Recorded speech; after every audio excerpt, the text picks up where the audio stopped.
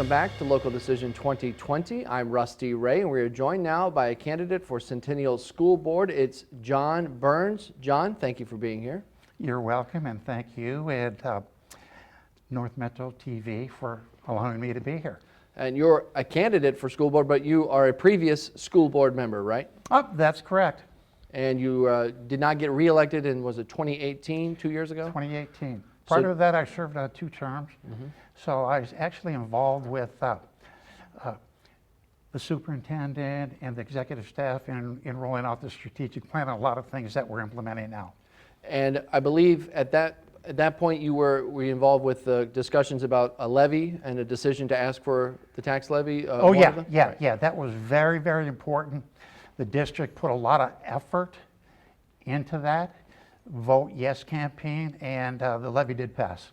What is it about that? That's the way that Centennial has been able to pay for a lot of seems necessary projects, infrastructure and things like that. Is that going to be something that continues because funding from the state is at such a place that that's the best way to fund a district? Well, that's a good question, and it's always evolving. Okay, since the levy was passed, we are looking out. The board is looking at, the district was looking out 5 to 10 years in terms of funds available to operate the school. Now, in this unprecedented time with things change with COVID, et cetera, I believe there's going to be additional operating expense. Okay, so do people want to pay more taxes? No. So one of the things I'm a strong proponent of is being fiscally prudent and taking a look at what our budget, and by the way, the budget is about $85 million, and how we use those type of funds to operate and run the school.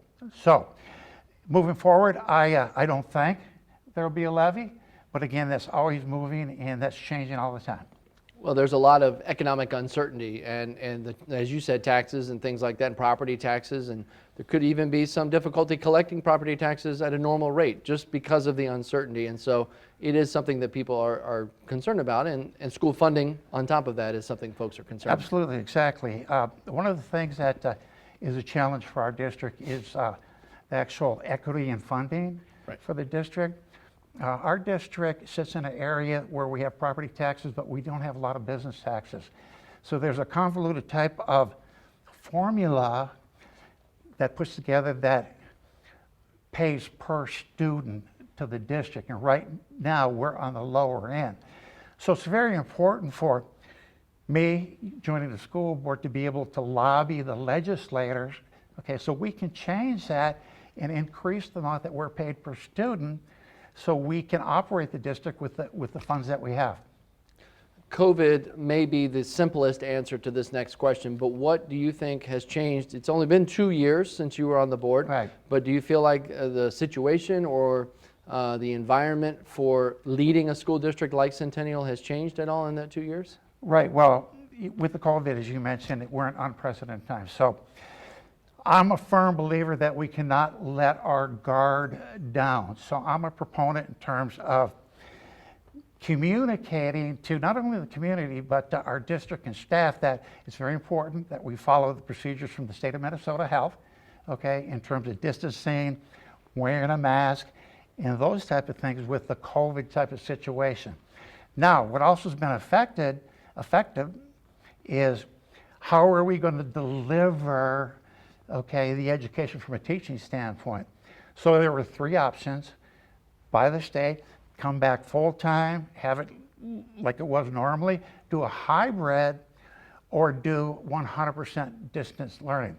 Now, one of the things Centennial District has done, and I'm a strong proponent of this, is surveys. So they sent out a survey to 4,000 families, asking those families, what do you choose on those 3 ways of delivering in education? And let me look real quickly, if I can, of those responses. By the way, 90% of the people in the area responded to that. So when they go back to school full-time, 47.9%, that's the goal. That's what the parents want. 31% was hybrid, which they are doing now. and then a 13% said, I'm all for distant learning. So when you take a look at the district, the goal is, first of all, we want everybody to be safe, right? The students, the staff, and so on. And the goal would be to get back to 100% full-time education type of process. Are we there yet? No. Will we be in a year? It's undetermined.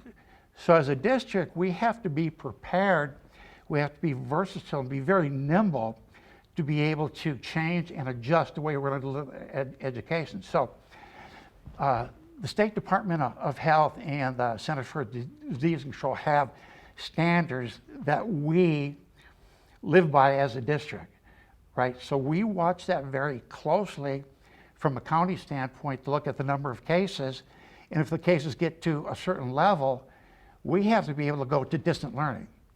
So it's very, very important that we provide the technology, that we make sure that the families have internet and those types of things.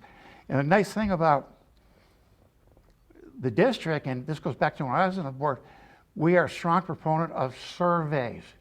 So we go out to the community. Do you have internet? 98% of the people in our district have the internet. So a lot of things have changed in that situation regarding that, and I'd just like to comment, okay? Again, we want to keep staff, students safe.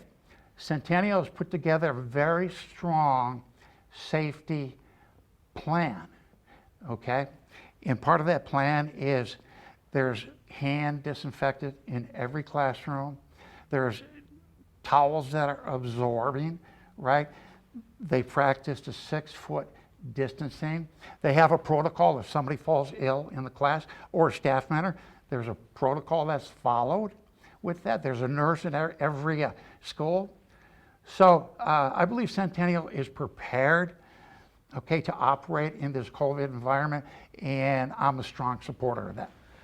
Do you think that there are lessons from this experience? You mentioned the technology and just the ability to get education to those families based on their needs that can move forward out of COVID once the COVID situation stabilizes or it gets better in some cases. Do you think Centennial can still employ some of this innovation and technology to help moving forward and just in general educating the public? Yes, great question. Absolutely. Do I believe Centennial can do that?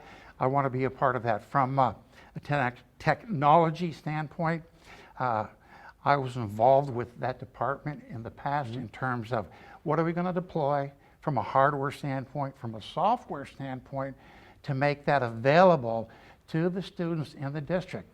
Now, what's also important is that the teachers have that technology to deliver the lesson plans. Now, along with that, what's very, very important is the training to use the technology. You know, I've had conversations with several teachers and asked them about that, and they're satisfied with the technology, the way they deliver the lessons, and the training that they received, okay, as they move forward in this teaching type of environment. So I'm a strong advocate of that. The other big topic of 2020, certainly in the Twin Cities and really on a world stage, civil rights, racial equity, and in Centennial, some students and some other folks in the community organized a bit of a rally here not too long ago, a couple of months ago on a Saturday. There's been a lot of conversation. There's even been a committee of community members and parents. And we hear that there's even been some movement by the school board to ask for an audit on racial equity. What is your reaction to seeing those moves being made and these things taking place even in Centennial? Right. Well, one of, I won't call it an issue, one of the priorities we need to address as a district, okay, is what I call equity in education, okay, to provide a learning experience for all students that is fair and equal. And by the way, Centennial does not allow racism or social injustice. I just want to look at a few notes that I took on that. So, Centennial does not tolerate racism or social injustice.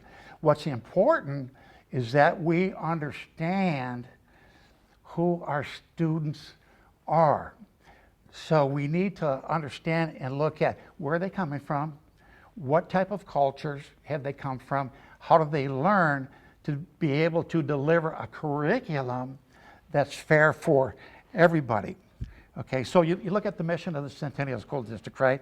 And the district's a connecting hub for the communities is to empower all learners with voice, knowledge, skills necessary for success in the 21st century. So that includes everybody, all the cultures, high learners, people who are struggling. We need to go out in the community and we need to understand if there's a gap, how do we narrow that gap so we can provide the type of education and deliver that so there can be some academic success.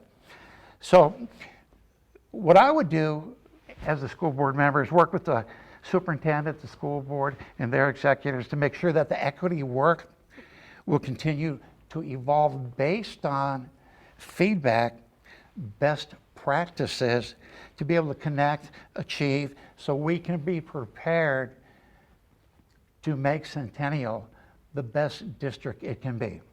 No matter the reason why these things have come up or these goals have been laid out, are these conversations that you feel were not necessarily happening a number of years ago when you were on the school board before? Or were they having maybe in a different way? No, I think as I look back on my experience, there was always questions about that. And the district did a pretty good job in terms of looking at the demographics of our students and understanding who they were.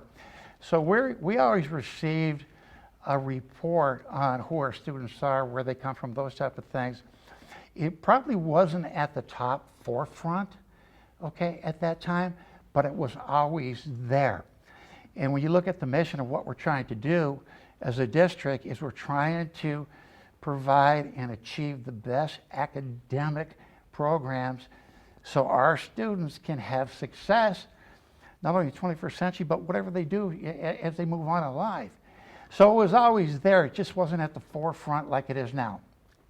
Is there anything else that you want to see the school district do better at and perform better in or address differently than it has that we haven't covered here? Well, I just want to touch on a few things, okay? All right. Just have a couple of minutes. So. Okay, I was going to say, the district does a really good job, okay? If there's anything I could change, okay, it would be how could I work with the school board and the building leaders to change the culture within the district, the culture. And what I mean by that is be able to provide an environment where it's optimistic, where the staff looks forward to coming to work, where they feel significant, where they can make a difference. Now, that's one thing I would love to change or just have the magic potion to make that happen. Other things that are very, very important is what I call continuing education, continuing process so we can get better. And that could be curriculum based. It could be an emphasis in math and science. It could be keeping the schools safe. It could be looking at the security system. What do we need to update to make the school safer? So it's all about implementing the goals of the strategic plan, which I was part of, okay? So the school can meet its goals of delivering that type of education. Do you feel that you mentioned the culture and showing up to work and the people who work in the schools, you feel like that's not the culture for a lot of folks? Well, everybody's different, okay? So I had a chance to talk to a number of teachers, right? And since everybody's different, and by the way, the district went out and surveyed the teachers and said, how do you feel about coming back to work? If you go on the website, you can take a look at what that is. But there's a certain amount of teachers that feel, well, hey, my health and safety might be compromised. So it's, like I say, unprecedented times, but I feel when I communicate to these teachers, all the protocol and safety is set in place to keep them safe, so they shouldn't have to worry. What I found in the past is the building leaders have done a phenomenal job of creating a culture of success, and they need to continue to do that. And as a school board member, I'm a strong believer in supporting that. John, that's where we're going to leave it for today. I appreciate your time. Thank you very much, sir.